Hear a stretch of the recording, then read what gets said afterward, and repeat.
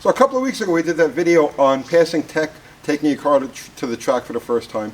And we said then that we were going to have our buddy Andy Wood from Unity Motorsports Garage do a video on the faster cars. Faster cars meaning 1149 to 10.0. That's what the NHRA would consider to be a fast street car. And that's where a lot of you guys aspire to be, you know. And I tell you the truth, today a 10-second street car is like an 11 or a 12-second street car was 20 or 30 years ago. There's so much power available for so cheap these days that it's not that big of a deal. But still, once you're in that zone, safety starts to become critical. And this morning I'm having my coffee, and I'm scrolling through Facebook, and I see a video that really drove home the point of why this is so important. Because cars that run in that 10.0 to 1150 range aren't that fast, they're not that hairy, they're not that dangerous. But you never know what's in the other lane. So this video that I see last night, or this morning, was a wreck that happened over the weekend at a no prep race. And basically what happened was a Mustang got out about 250 feet or so, hung a hard right, and before he could collect it up or do anything, it was just making a beeline for the guardrail. Now in this case, the vehicle it was racing had pretty sufficiently gapped it by the time the incident happened. But if it was a slightly slower car, like let's just say for example, it's an 8-second car and you're in an 11-second car, well, you would have been directly involved in this accident. So basically what happened was car gets out 250, 300 feet, hangs hard right into the Armco. Armco guardrails are dangerous. If you're racing on a track on an Armco, right, you know, be extra aware of this. Car hits the Armco, the car flips right over the Armco, does a barrel roll, bursts into flames. This was like everything bad that could happen happened here. Now luckily the guy walked away from it. I don't know if he walked away from it, but he's out of it. He's not, you know, he's not screwed. But make a long story short, watching all of the various things that happened, the fact that the track had an Armco, that there was no fire truck on the premises, there was a guy running down the track from the starting line with a fire extinguisher. This is not going to do you a bit of good if you're, you know, you're sitting out there roasting 300 feet away. So some of the things that Andy talks about, some of the requirements, like for instance, having an onboard fire extinguisher and all this other stuff, really crucial, really important stuff for you to understand. Because like I said, you take your car to the track, yours may be dead nuts, safe, consistent, reliable, you don't give it a second thought, but the car that's on the other lane may be too much for the track surface, may be too much for the, you know. Here's the thing, when you get into these faster cars, 8-second cars, 7-second cars, cars that run into the deep fives, let's say in the 8th mile, right? They operate under a different circumstance. If you're used to driving, let's say, a 10, 11-second car, it gets out of shape a little bit and you can just kind of steer it, just as if you're going down the road through ice or snow. You just correct and keep your foot down in the car, just keep going. But when you get into these faster cars, there are factors involved now that make that situation completely different. There's no weight on those front tires, like none. You have to lift before you can actually make a meaningful correction with these things. By the time the car is out of kilter by, you know, 8 or 10 degrees, you start correcting at that point, and things happen fast at that speed. There's no guarantee that car is going to follow where you steer it unless the front wheels are loaded and they have some weight on them. The tires, very narrow track, suspensions, not a lot of movement. So when a car of that caliber gets out of shape, things can go real bad real fast. And like I said, you're in a car that's, let's say, 2 seconds slower, you're a 10 or 11-second street car. That thing does what it did in that video last night, and it's coming into your door, it's coming into your quarter panel.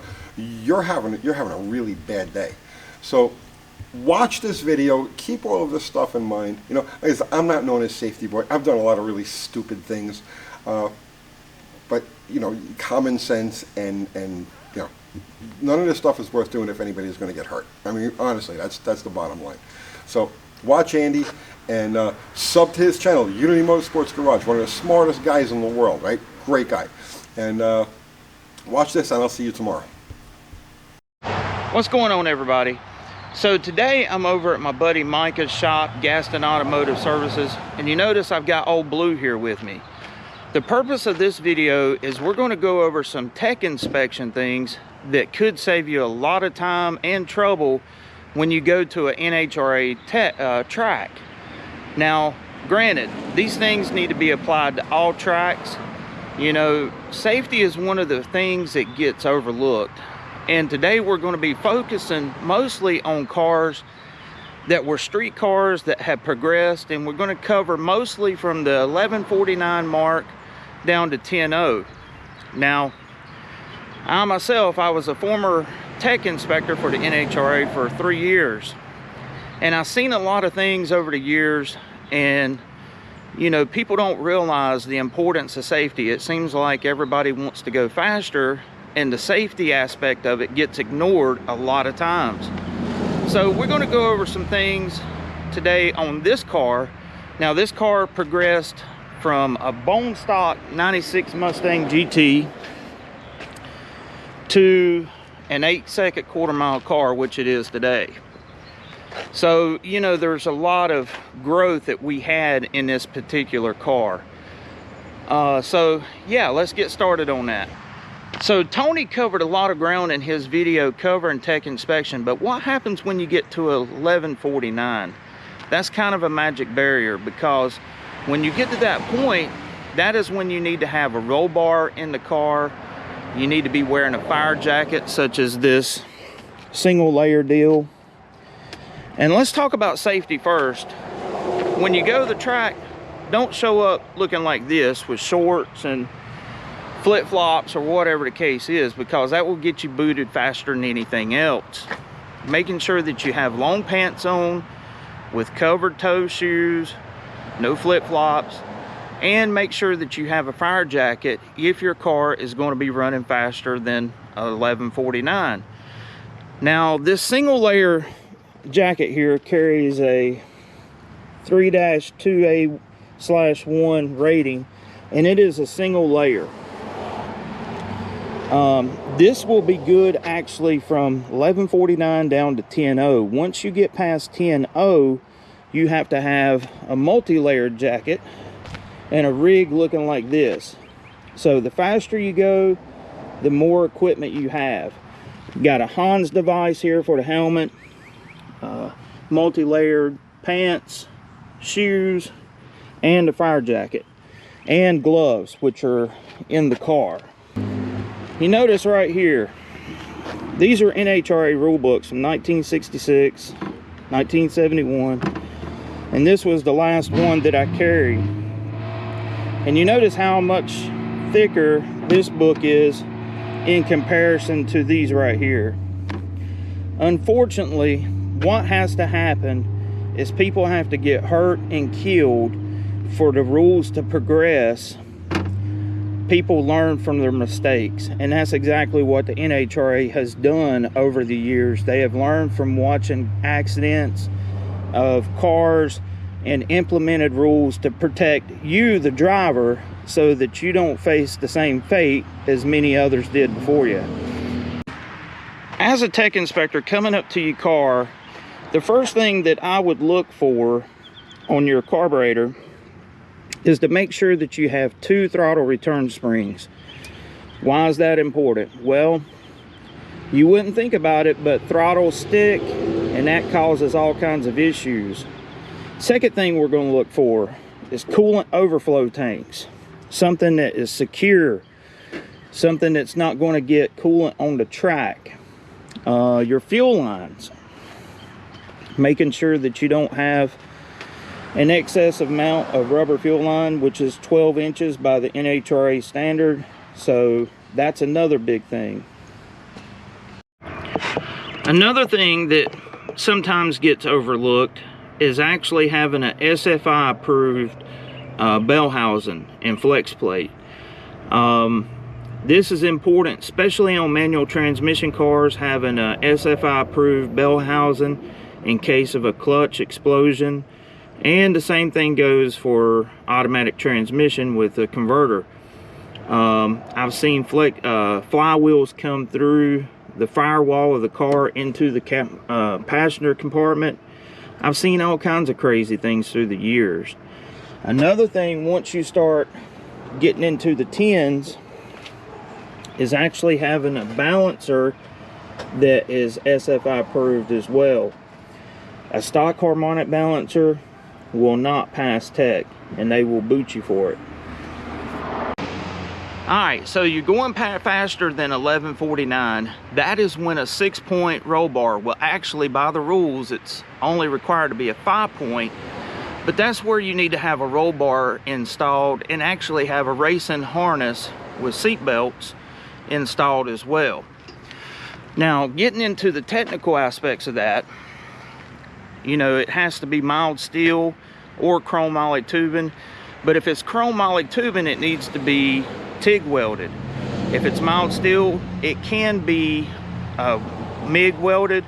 But the most important thing about it is making sure that none of the welds are ground. And you can see this has a full-on cage with a funny car addition.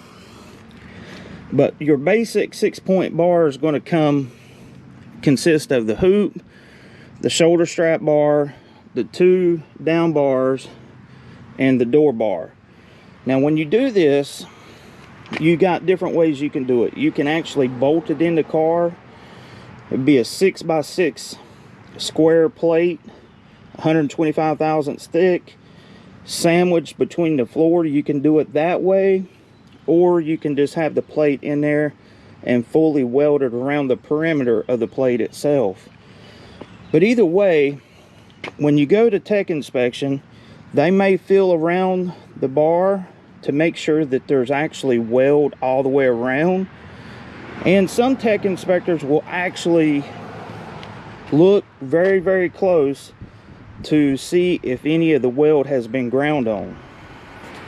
When you get your roll bar in your car, is making sure that you have belts in here that are in date. They will be looking for the SFI tag on the belts to make sure that they're still in date. Sometimes if they're somewhat close to running out, they'll still, you know, maybe they're only expired about a month or two, they will let you run them. But that's truly up to the inspector's call. So making sure that you have in-date belts can save you a lot of heartache too. Another big ticket item for when you go to the track, and this applies to all cars, is making sure that you have a working neutral safety switch. I have seen and I've made people try to crank their car in gear in the line, and if it cranks in gear, it's a no-go. So just be aware of that when you go in for your NHRA track, and they will check for neutral safety switch most often than not. You need to have a drive shaft loop if you're running any kind of drag slick or drag radial and you're running faster than 1149. The requirements for that is to be a 1/4 inch thick by 2 inch wide strap and no more than 6 inches away from the front U-joint. So making sure that you have proper placement of the drive shaft loop and that it's up to spec, not just something homemade that you made out of a U-bolt. Making sure that it's proper thickness and the width is correct so that they will be accepting of it. On Old Blue here, you can see that we got 5/8 studs coming through, and that's pretty common for cars that are getting on down into the ETs. But the most important thing about it is when you go into the 10s, at 1099, if you're running a C-clip type rear axle, such as a GM 12 bolt, 10 bolt, any GM, Ford 8.8, whatever the case is, you need to have C-clip eliminators and aftermarket axles. That is something that they will check. They will look in there to see behind the wheel sometimes. And it all depends on the tech inspector as well, and how many cars you have. But for a good rule of thumb is once you're getting a 10-second ET, you need to have aftermarket axles. Okay, so you're going to the track, and one of the things the tech inspector is going to be looking at is your fuel cell configuration. Making sure that you have a divider wall between the passenger compartment and the fuel cell itself. Making sure that there's actually a ground wire coming off of the cell down to the frame of the car because of static discharge. A rollover vent in case the car would end up on its roof, something to prevent the fuel from draining in the trunk and catching the car on fire. If you're using nitrous, one of the things that they may look at, or will look at, is to make sure of the DOT numbers on the bottle. Making sure that it has a 1800 PSI rating on the bottle. And if you have the bottle mounted in the passenger compartment like we do, making sure that you actually have a blowdown tube or line going down into the floor in case the bottle pressure gets to the point where it ruptures the disc inside here. It'll vent the nitrous gas outside the passenger compartment. Now, as you can see here on Old Blue, we've got a fire suppression system on here. When you run faster than 1149, you need to have a fire extinguisher mounted in the passenger compartment somewhere where it can be accessed by you from the driver's seat. This is important in case you're pinned against the wall and people's having a hard time getting to you, or it's taking an extra long time. You can actually reach that fire extinguisher, get it out, and possibly put out a fire that could be in your way. Now, the fire bottle needs to be mounted securely, not tie strapped or anything like that. You actually need to have mounting brackets to mount it securely, and make sure that it's easy to release. I couldn't tell you how many times I've seen fire extinguishers people had in a car, and it would take them forever to unfasten it, and that just spells disaster. So the whole point of you going to the track is to have fun. I couldn't tell you how many times I've seen people go to the track and be kicked off the track for going too fast, not having a roll bar, or not having the proper safety equipment on themselves. Another important aspect is the helmet. The helmet carries a certification as well. You know, a lot of people think that a dirt bike helmet will be sufficient. At an NHRA track, once you start running to the point where you need to have it, most tracks require it at 14 seconds and below. Yeah, that. But anyways, it'll carry SFI numbers on the Hans device here, and you'll see a M2000 or a SFI number actually on the helmet. So making sure that you actually have a proper helmet and not something that they won't accept. Well, I hope you get something out of this video. Now, this is not going to be an all-comprehensive type deal. You know, if you're seriously thinking about going out to an NHRA sanctioned track, my best advice to you as a former tech inspector is actually invest in a rule book to go over the nuances that you may find, because things can change over time, and it's been over 10 years since I did it. But these are some of the basics that you will actually find when you get to the track, and those things are non-changing, as far as neutral safety switch, the throttle, return springs, so on and so forth. Another quick point that I want to talk about is valve stems before I shut up. Making sure that you actually have metal valve stems in your rims instead of the rubber ones, because I have seen cars kicked off the track. You see here that we actually have metal valve stems in these wheels, and that's all by design. It's one less chance of a potential problem happening. So while these rules may seem kind of extreme, and you may say, well, you know, why? Just know that most times someone paid for that rule with their life or got hurt very bad, and so a lot of times it's so easy to overlook the importance of safety But being able to go to your family after you go to the track and have a good time is priceless, and protecting the guy in the other lane. So until next time, this is Andy from Unity Motorsports Garage. I'll catch you later. Thanks, Tony.